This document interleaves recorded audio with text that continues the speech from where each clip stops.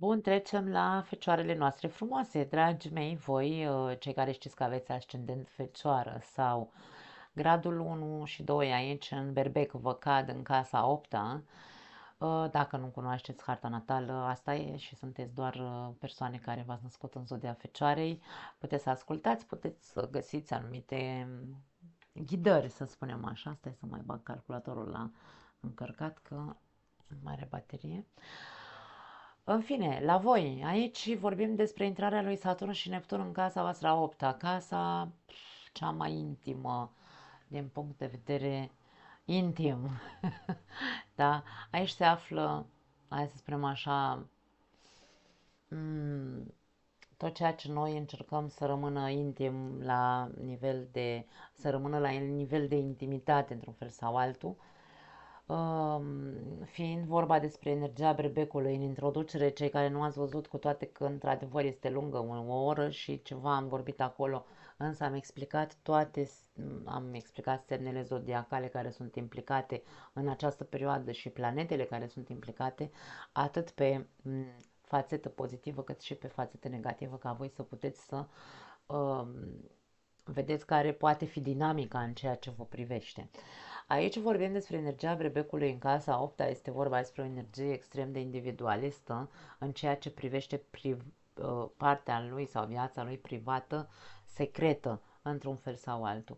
Dar nu acea viață secretă ca și cum, vezi, Doamne, ești, nu știu, uh, ăsta, cum îl chema, Christian Grey și, da, în fine, nu contează, poate chiar ești, însă nu asta este important. Aici vorbim despre persoane care ascund o fațetă de care sunt rușinați într-un fel sau altul, fiind vorba despre berbec, putem să vorbim despre persoane care practic își reprimă o energie de acțiune, își reprimă o energie de tupeu, de individualism, de egoism, de nu știu, numărul unu, de fac ce vrea mușchiul meu. Deci aici avem o reprimare a unei energii extrem de potente ca a berbecului, în care probabil tu, ca și cum ți-e rușine să te afișezi cu imaginea asta și păstrezi imaginea asta pentru tine și acum vine Saturn și Neptun, ce să vezi? Te pune în fața unei realități în care tu va trebui să scoți la suprafață această energie și să o integrezi în tine. Tot ce avem în casa 8 suntem cumva, hai să zicem, obligați să integrăm în interiorul nostru, în viața noastră, pentru că e ca și cum de aici nu mai avansăm, da? E ca și cum rămânem blocați undeva aici. Și nu mai avansăm ok în viața noastră, nici în zona 9, nici în zona 10, nici în zona 11, nici în zona 12, da? Când o să explic cursul, când noi termina peste 2 ani, ce știu eu, o să înțelegeți mult mai bine, însă eu încerc de fiecare dată când fac o interpretare astrologică sau așa, vă mai dau anumite tipsuri pe care să le puteți, nu știu, implementa, da? Acum, ce să vezi se arată realitatea? Că tu trebuie să înveți să fii berbec, trebuie să înveți să acționezi când ai nevoie să acționezi, nu mai reprima această energie. Este vorba de faptul că Neptun, pe o parte, în casa 8-a, va încerca să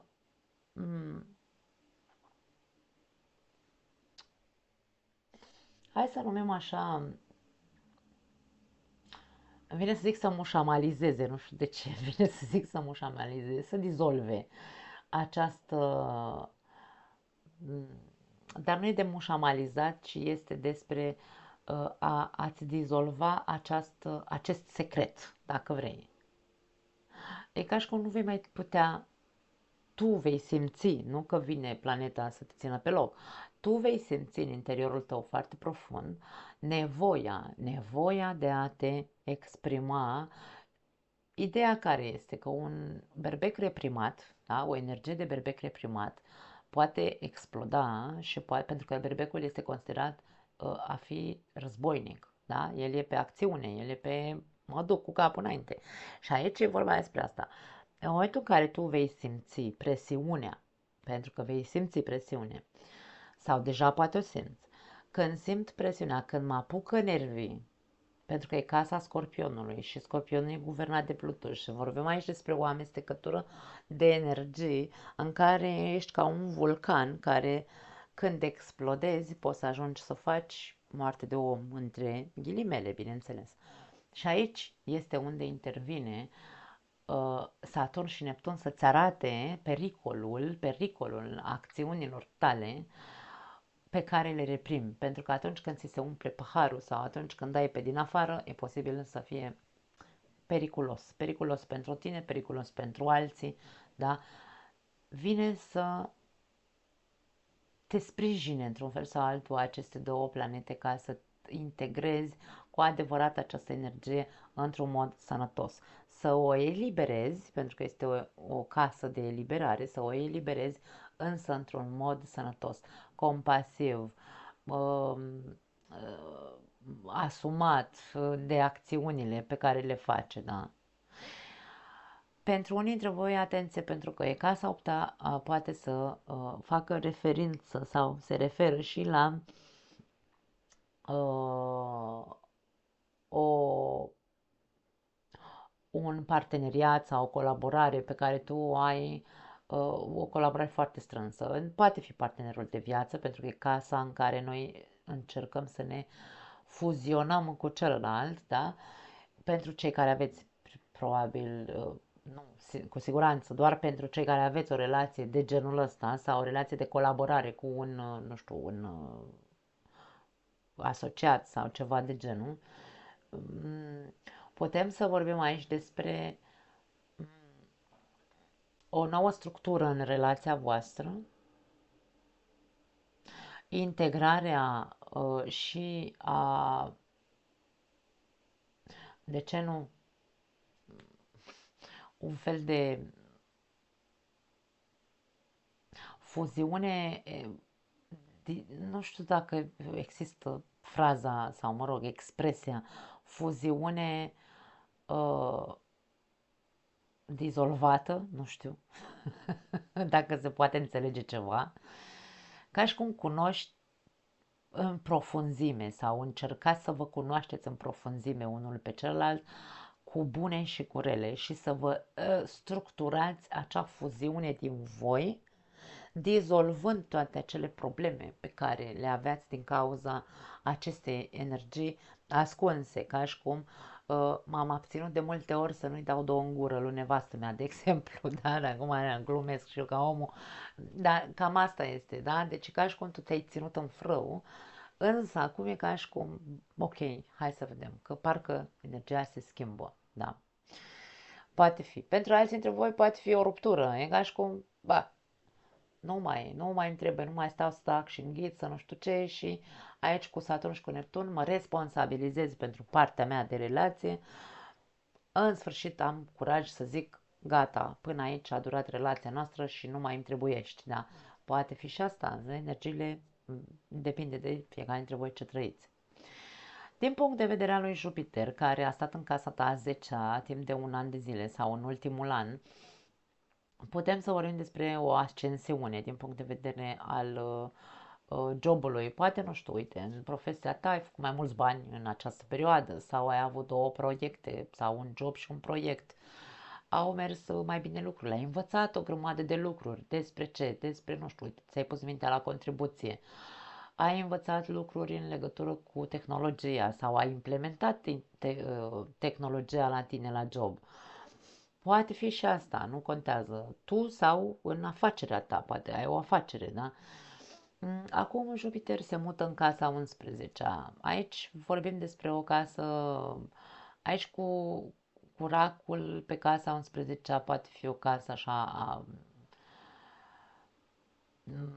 e o casă mai sensibilă, dar are legătură tot cu o viziune sau obiective de viitor. Obiectivele tale de viitor sunt tot pe construcție, pentru că racul este un semn uh, activ de apă, este un semn cardinal, că nu mi-e așa cuvântul, da?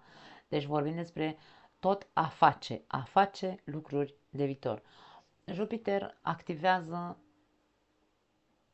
într-un fel sau altul, nu-ți mai activează mintea, Bine, casa 11 e o casă mentală, însă atenție cu subiectivitatea aici. Ar putea să fie aici pericolul cu subiectivitatea, pentru că Jupiter vine și îmi pune lupa sau mărește sau vei fi exagerat, să faci, nu știu, numai ceea ce fixismul din capul tău, să te ducă să nu se înțeleagă nimeni cu tine, poate fi, da.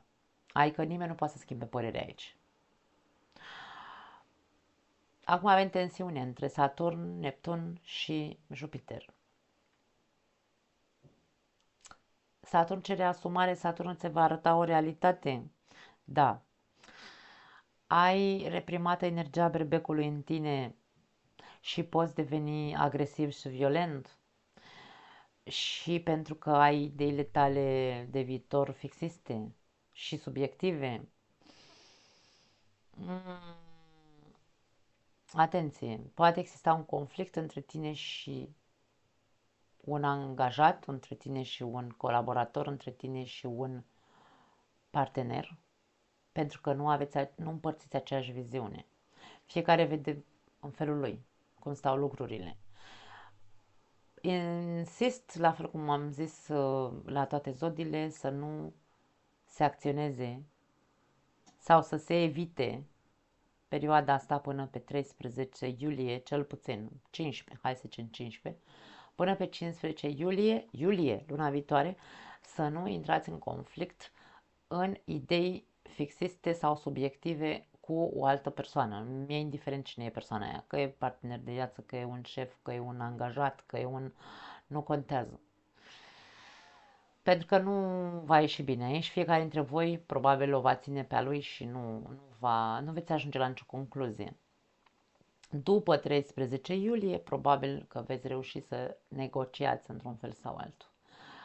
Uranus în casa noua, 6 ani de zile, mai are, se va întoarce înapoi însă. 6 ani de zile a încercat să schimbe mentalitatea și ție. Aici avem fixis mult și în ceea ce te privește. Și la leu am văzut același aspect, pentru că leul are aici, leul cel puțin luptă să-și apere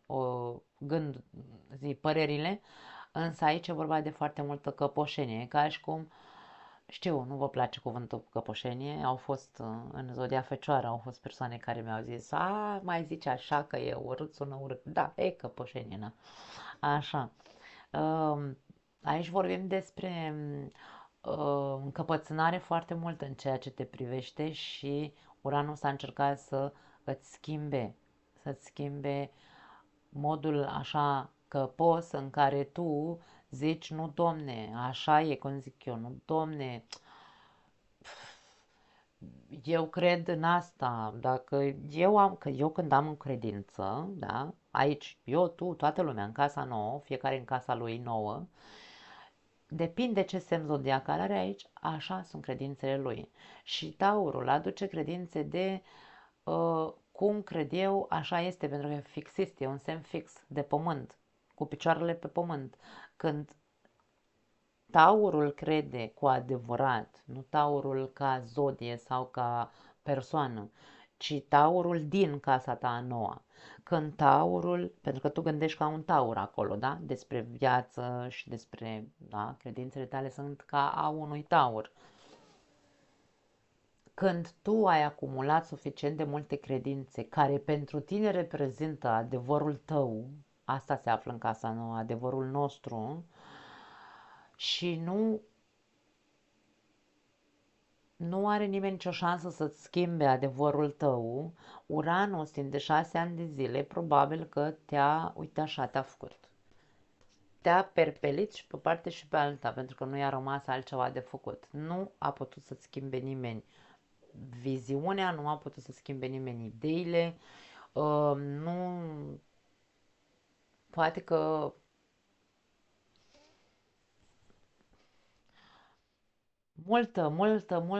multă durere de cap aici ai avut, îmi vine să spun, în ultimii ani.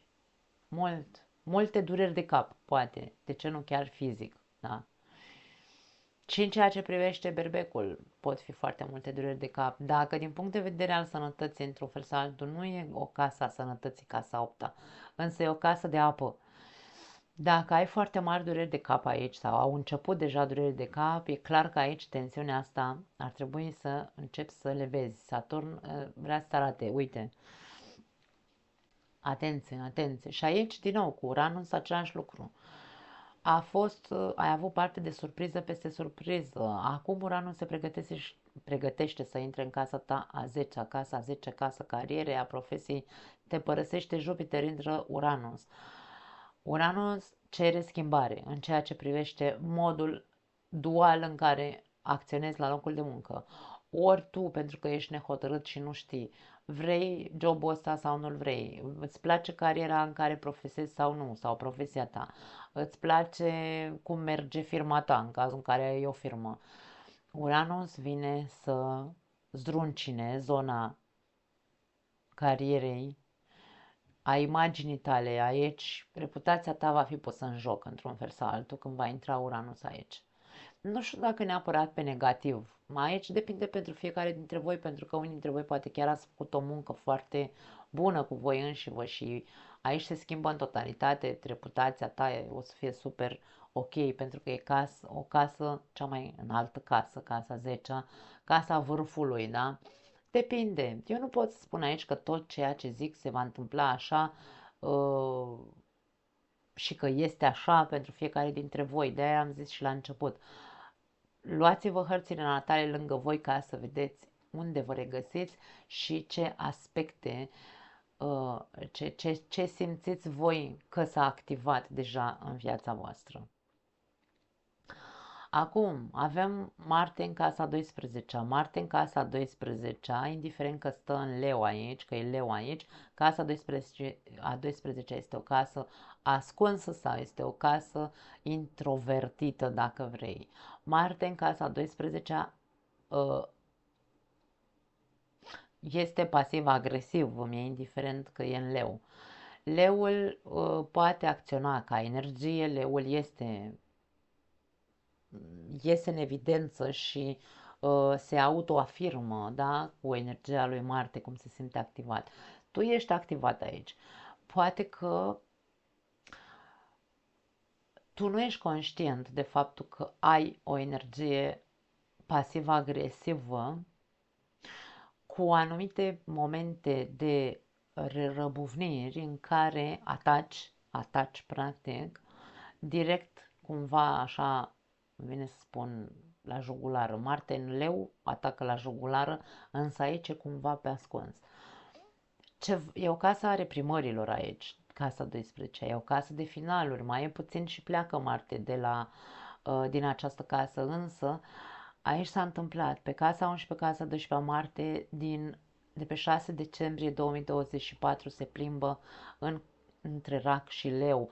Așadar, în cazul tău, s-au tot reprimat lucruri, ai tot tăcut, ai mai spus anumite lucruri, ai mai acționat, ba pe furiș, bine pe furiș, ba pe um, așa, da, cumva, printre rânduri, ai atacat din umbră, însă acum intră în conflict cu Uranus din Taur.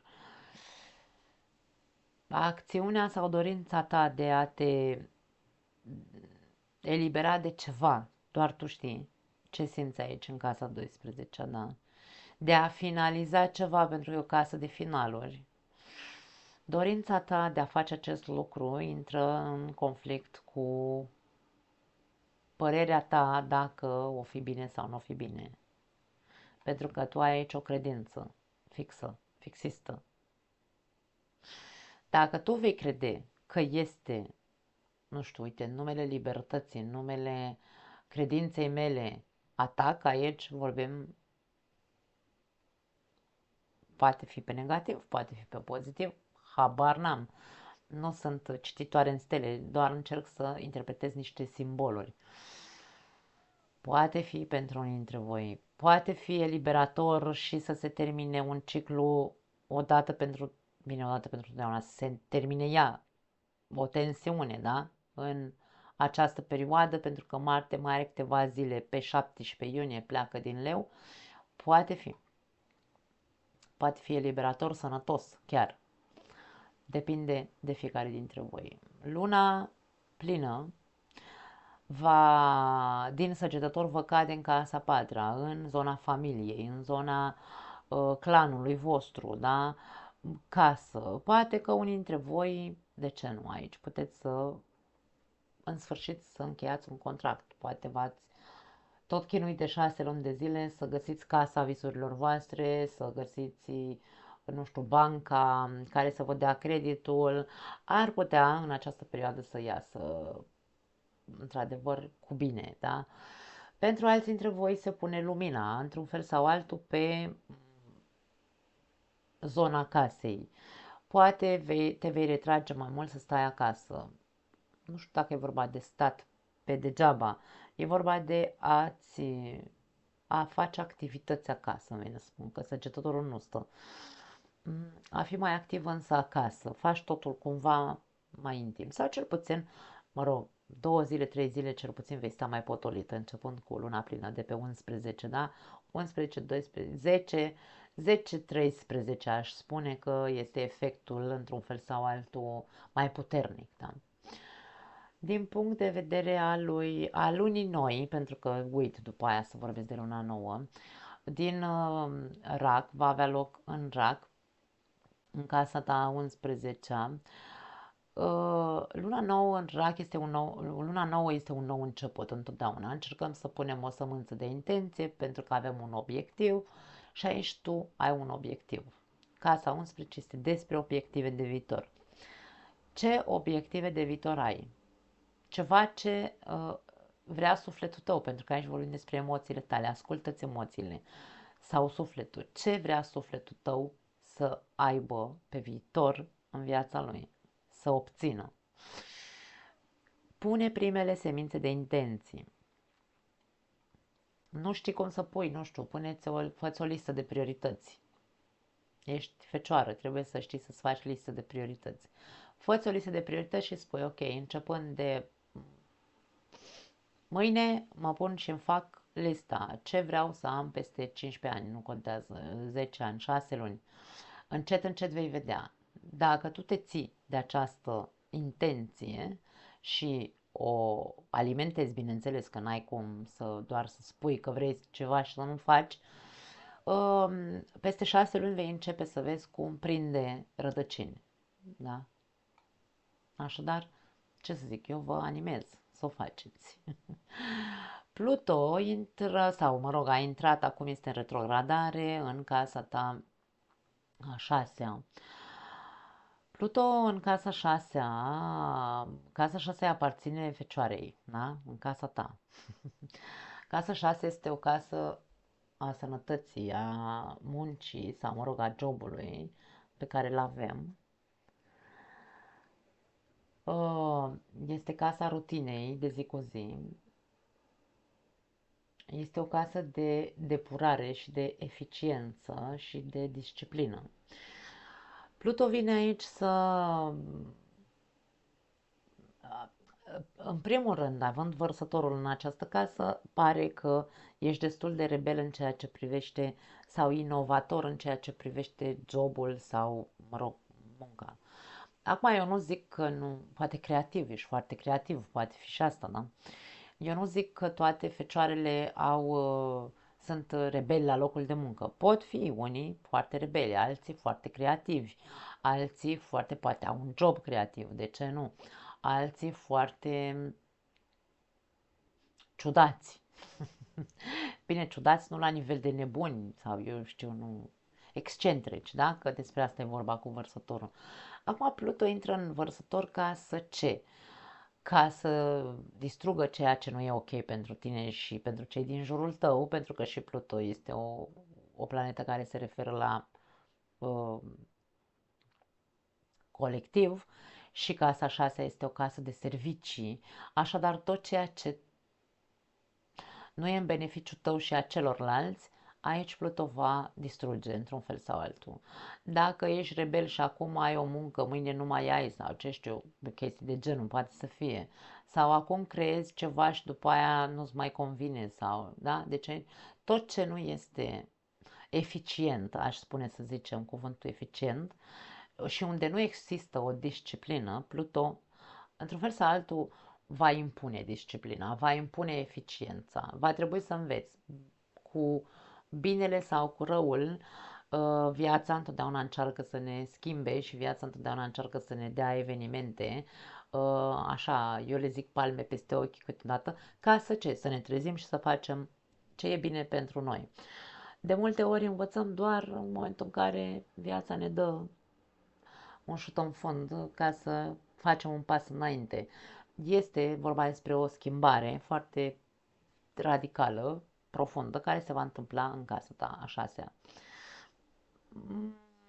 Tranzitul ăsta va dura 20 de ani, nu este de pe azi pe mâine, deocamdată este în retrogradare Pluto, așadar poți să încerci să evaluezi tu un pic cam cum stai în zona asta de eficiență și de disciplină, ca să poți să vezi cam ce vrea Pluto după aia, când o intra în mers direct.